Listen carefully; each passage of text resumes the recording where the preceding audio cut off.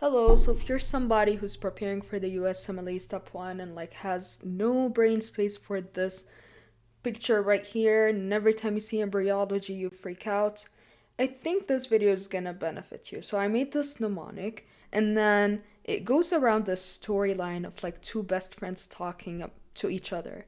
So I really hope that you find this video helpful, and let's get started.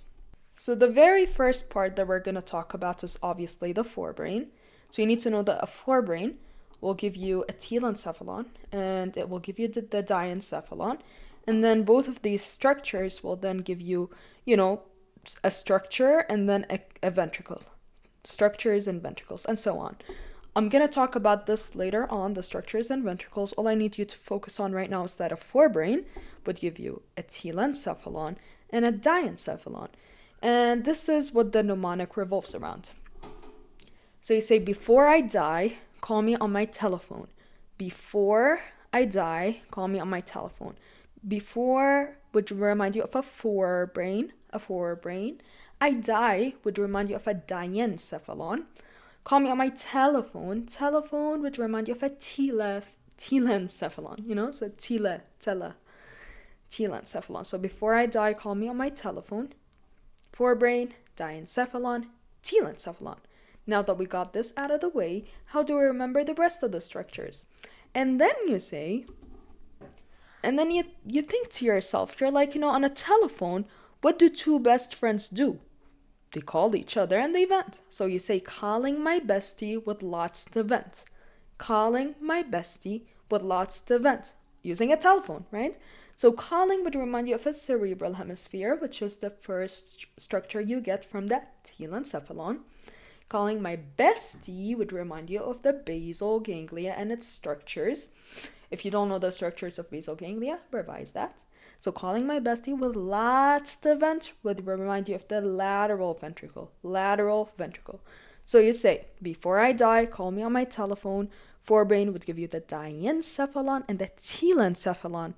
And then the telencephalon, you think to yourself, two best friends are using their telephone to call each other.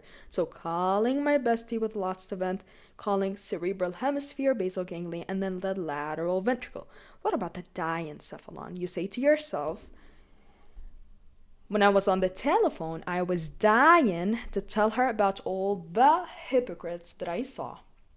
I was dying to tell her about all the hypocrites that I saw, and then I vented.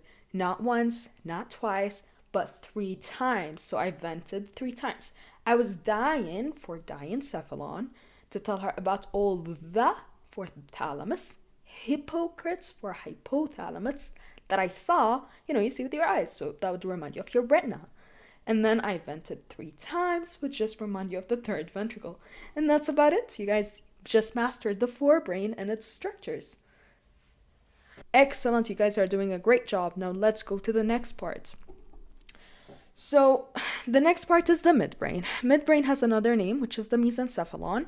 That's pretty easy, actually, you guys. It's only going to give you midbrain from its name, and then it's going to give you an extra structure, which is the cerebral aqueduct. Just to keep this interesting and keeping this story alive, when I was talking to my best friend, what happened midway when I was talking to her? Well, actually, midway through talking, I started sobbing and crying because, you're feeling very emotional. And sobbing and crying would just remind you that, sobbing, the S in sobbing would remind you of the mesencephalon, okay? Because sometimes do trip up with these names, okay? So sobbing for mesencephalon, and it's midway through talking, so it's the midbrain, right? Mesencephalon, sobbing and crying. The crying part would remind you of, when you cry, there's tears. Tears has water, and water would just remind you the aqua, an aqueduct would remind me of water. So I would just remind you of the ventricle that I have, which is the cerebral aqueduct. If you guys don't know, you cannot visualize the anatomy part of these, please do, because all of this mnemonic would make a lot more sense, okay? Now let's keep this story going on.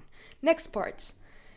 The next part is the last part, thankfully. And then, I'm talking to my best friend. I tell her a story. What is the story? It's the story of the hindbrain, okay? So what you need to know right now is that the hindbrain has another weird name, which is the rhombencephalon. And then this hindbrain would actually give you two structures. It's the metencephalon and the myelencephalon. Gosh, how do I remember that? Well, you say on the telephone, I told my friend a story. The story went that way. I told her about a girl called Hind. Okay. That Hind girl, she robbed and met my elephant. What? So Hind is actually an Arabic girl name. Okay. So Hind robbed. Hind would remind you of a hindbrain, and obviously robbed would remind you of the rhombencephalon. So Hind robbed and met for the metencephalon, met my elephant for myelencephalon. So there you go, you guys. Hind robbed, hindbrain, rhombencephalon, met for metencephalon, my elephant for myelencephalon. Now the rest part would kind of be, okay, let's remember the structures that come from the metencephalon. So the way it goes is that for the metencephalon, you think to yourself is that, okay, when Hind, that girl called Hind, she met my elephant, well, an elephant is ginormous. So what she did is that she tripped and fell. And that would just remind you of the cerebellum, because cerebellum is like responsible for the balance and things like that. So that remind you of the cerebellum. Now, in terms of the pons and the medulla, like how do you remember the rest of this stuff? It's just kind of visualizing the regular anatomy of a brainstem. And by that, I mean, we generally have a midbrain, and then we have our pons, and then we have our medulla. If you guys did not visualize this before, please try to put it on a Google image or something, because that's definitely high yield. So you have your midbrain, and then you have your pons, and then you have your medulla. If you know this really well, then we talked about the midbrain, right? We said that it comes from the mesencephalon. So that would definitely make sense according to this story right here, is that she robbed and met my elephant. The met would definitely give rise to the pons right here. And then my elephant, myelencephalon, will give me my lower part, which is the medulla. So that story, makes sense on its own. So that's wonderful. And then if I know met and then my elephant, she met my elephant, then the met would give me my upper part of the fourth ventricle. And then the myelencephalon would give me my lower part of the fourth ventricle. So it's all about just visualizing anatomy. Okay? I'm very proud of you guys. This is the end of the mnemonic and obviously the end of the story. With that said, do test yourself on the structures right here. So you could just pause this video, see whether or not you got this right, okay?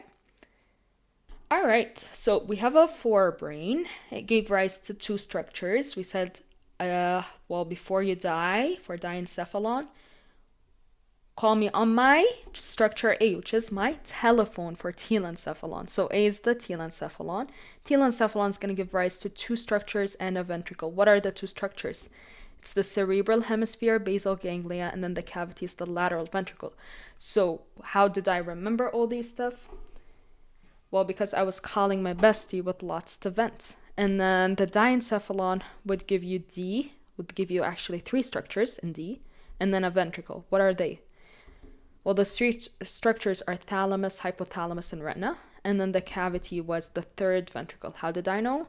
Well, because I was dying to tell her about all the hypocrites that I saw, thalamus, hypothalamus, and retina, and I vented 3 times for third ventricle.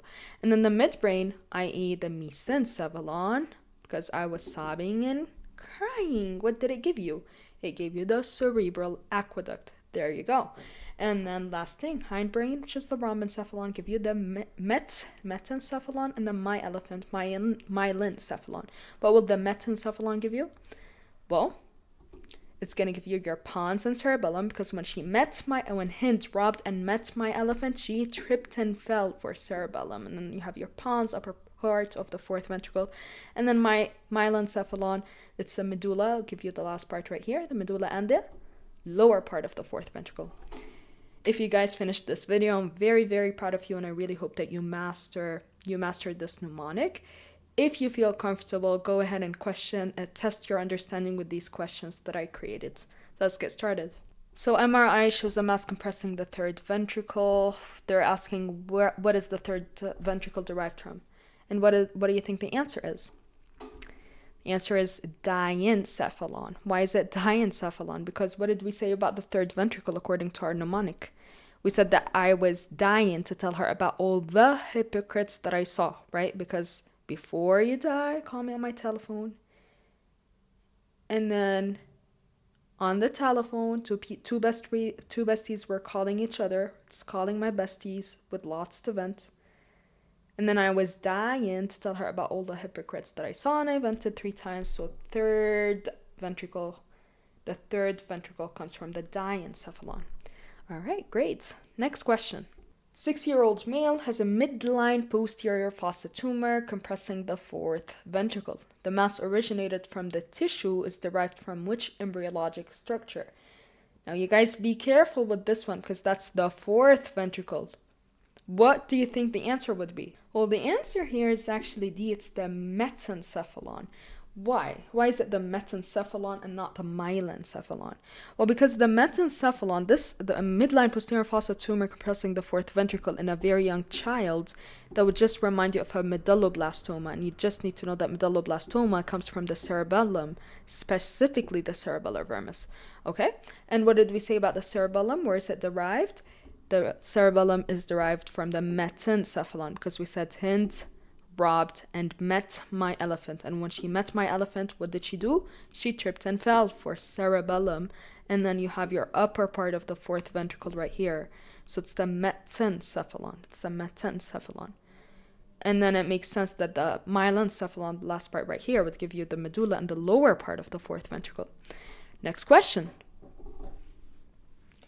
So I have a patient with Huntington. He has degeneration of the caudate nucleus. So they're asking, where does the caudate nucleus come from? Remember, what is the caudate nucleus? It's part of what? It's part of the basal ganglia. So they're asking you, where does the basal ganglia come from? What do you think the answer is going to be? The answer is going to be telencephalon. Telencephalon. Why? Because we said that, calling my bestie with lots to vent, right? I was calling my bestie with lots to vent because before I die, call me on my telephone. And then on the telephone, I'm calling my bestie with lots to vent. And then the bestie would just remind you of your basal ganglia and its structures. If you do not know the basal ganglia and its structures, definitely know those. All right, next question. So you have a pica stroke affecting the medulla, and then they ask you which part is affected. So what are these folks asking you? They're asking you, where does the medulla come from, and what do you think the answer is? The answer is simply the myelencephalon. The myelencephalon. We said this is the lower part, the last part right there, because we said Hind, she robbed and met my elephant. So the last part right here is gonna give you the medulla and the lower part of the 4th ventricle. All right, so that brings us to the end of this slide, end of questions, and end of mnemonic. If you guys have any additions to this mnemonic, please let me know, and I'd love to hear what you think about this. Good luck in your studies and your preparations for the exam.